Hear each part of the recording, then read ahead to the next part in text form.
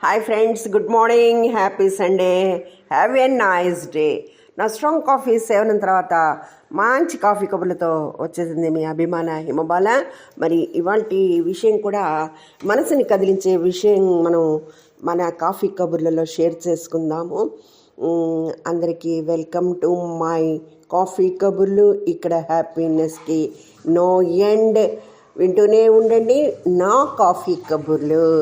మరి కాఫీ కబుర్లలో మనం చెప్పుకోబోయే ప్రముఖ వ్యక్తి ఎస్ఎన్ ఖండేల్వాల్, శ్రీనాథ్ ఖండేల్వాల్ గురించి మాట్లాడుకుందాం. ఈయన మరి కొడుకుల వల్ల ఉన్న ఆస్తంతా వదిలేసి దూరంగా వారణాసిలో దుర్భరమైన జీవితాన్ని గడిపాడు. ఎంత కోట్ల ఆస్తి ఉన్నా కూడా మరి కొడుకులు చూడక చాలా దారుణమైన జీవితాన్ని గడిపిన ఒక ప్రముఖ వ్యక్తి గురించి మనం ఇవాళ రోజున చెప్పుకుందాము. విషయానికి వస్తే ఈ మానవత్వాన్ని మంట కలిపే సంఘటన ఒకటి మన కాఫీ కబుర్లలో చోటు చేసుకుంది. ఇవాళ కాశీలో అంటే వారణాసిలో ఆస్తి కోసం దురాశతో కొడుకు మరియు కుమార్తె తమ తండ్రిని మరణశయ్యపై విడిచిపెట్టారు. 80 ఏళ్ల వయసులో ఆయన గత శనివారం మరణించారు. కొడుకు, కూతురు, తండ్రి అంత్యక్రియలకు కూడా రాలేదు.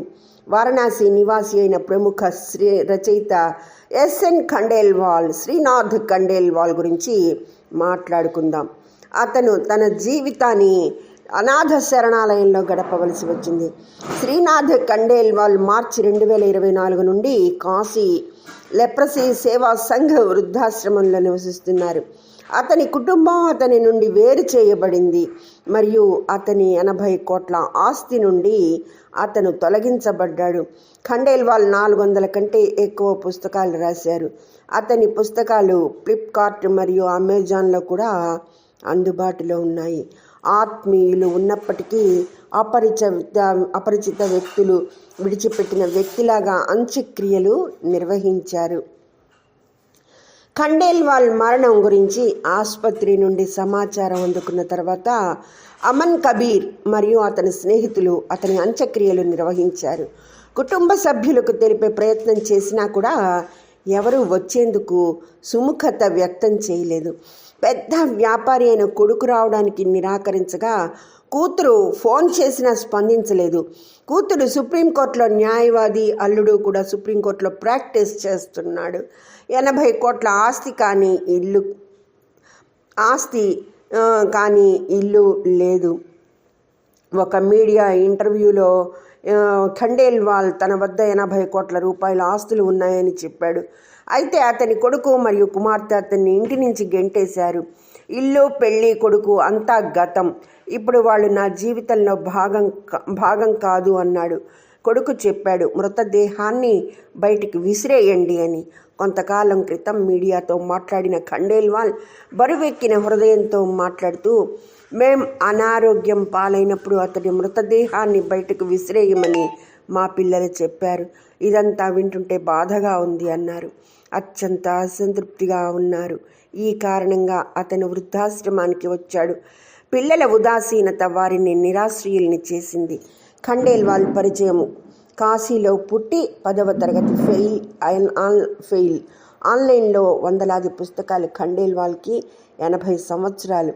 బానిస భారతదేశంలో జన్మించిన ఖండేల్వాల్ 15 సంవత్సరాల వయస్సులో కలం పట్టాడు.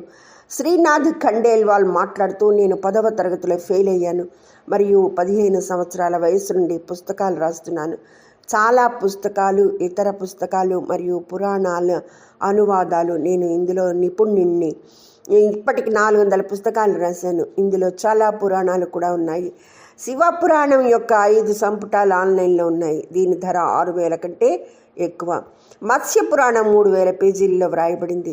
ఒక ఇంటర్వ్యూలో ఖండేల్వాల్ అతను ఎన్ని పుస్తకాలు రాశాడో నేను ఏవి చెప్పాలి? మత్స్య పురాణం 3,000 పేజీలతో వ్రాయబడింది. ఇది కాకుండా శివపురాణం, పద్మపురాణాలు రచించారు. హిందీ, సంస్కృతే కాకుండా అస్సామీ, బెంగాలీ భాషల్లో కూడా రాశారు. ప్రస్తుతం నేను నరసింహ పురాణాన్ని హిందీలోకి అనువదిస్తున్నాను. అది కూడా త్వరలో ప్రచురితమవుతుంది. అతని ఈ కోరిక నెరవేరకుండానే పాపం స్వర్గస్థులయ్యారు. కాశీలో అంటే వారణాసిలో ఇక్కడ ఆస్తి కోసం దురాశతో కొడుకు మరియు కుమార్తె తమ తండ్రిని మరణశయ్యపై విడిచిపెట్టారు. 80 ఏళ్ల వయసులో ఆయన గత శనివారం మరణించారు. కొడుకు, కూతురు, తండ్రి అంత్యక్రియలకు కూడా రాలేదు. వారణాసి నివాసి అయిన ప్రముఖ రచయిత ఎస్ఎన్ ఖండేల్వాల్, శ్రీనాథ్ ఖండేల్వాల్ గురించి మాట్లాడుకుంటున్నాం మనం. అతను తన జీవితాన్ని అనాథ శరణాలయంలో గడపవలసి వచ్చింది. ఇంత కోట్ల ఆస్తి ఉండి కూడా శ్రీనాథ్ ఖండేల్వాల్ మార్చి 2024 నుండి కాశీ లెప్రసీ సేవా సంఘ వృద్ధాశ్రమంలో నివసించారు. ఈ విధమైన దుర్ఘటన జరిగింది అంటే ఆస్తులే కానీ కన్నవాళ్ళు కూడా అక్కర్లేని పరిస్థితులు మన సంఘంలో చోటు చేసుకుంటున్నాయి. ఇది చాలా దారుణమైన విషయం. ఈ విషయంలో స్పందించి పిల్లలు మారాలి, విలువలు తెలుసుకోవాలి, మూలాన్ని గ్రహించాలి అనే ఆవేదనతో ఇవాల్టి నా కాఫీ కబుర్లని ముగిస్తూ ధన్యవాదములు తెలుపుకుంటూ thanks to everyone. Have a nice day. మీ అభిమాన హిమబాల. Thank you వరణాల్. మళ్ళీ వచ్చే వారం కాఫీ కబుర్లతో కలుసుకుందాం. అందాక బాయ్ బాయ్. మన standing. Thank you very much.